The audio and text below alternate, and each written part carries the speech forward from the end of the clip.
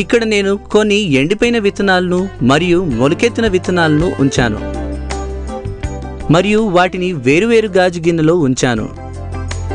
నేను ఇప్పుడు చిన్న గాజు బీకర్ ఎందులో అయితే సున్నం నీరు ఉందో వాటిని 2 గాజు గిన్నెల్లోనూ ఉంచుతున్నాను.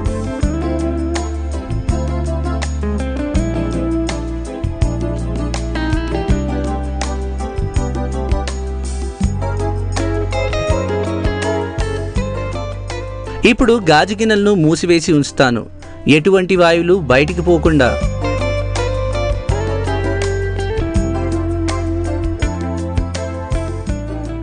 ఈ మొత్తం ప్రయోగాన్ని కదపకుండా 2 రోజులు అలాగే ఉంచుదాం.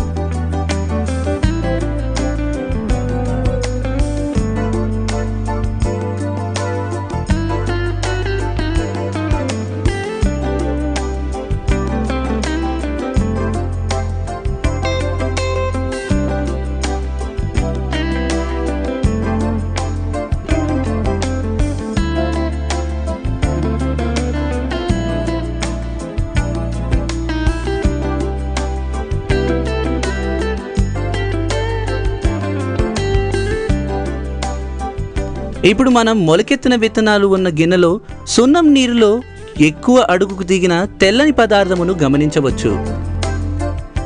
బాబ్, ఆ తెల్లటి పదార్థం ఏంటి? జో, మనకు తెలుసు, కార్బన్ డయాక్సైడ్ ఎప్పుడైతే సున్నం నీరుతో కలుస్తుందో అప్పుడు జరిగే ప్రతిచర్య వల్లే తెల్లని పదార్థం ఏర్పడుతుందని. ఇక్కడ జరిగింది అదే. విత్తనాల శ్వాసక్రియ ద్వారా కార్బన్ డయాక్సైడ్ విడుదలైంది. అద్భుతం బాబ్, నువ్వు నిరూపించావు. నేనిప్పుడు విత్తనాలు శ్వాస తీసుకుంటాయని నమ్ముతాను.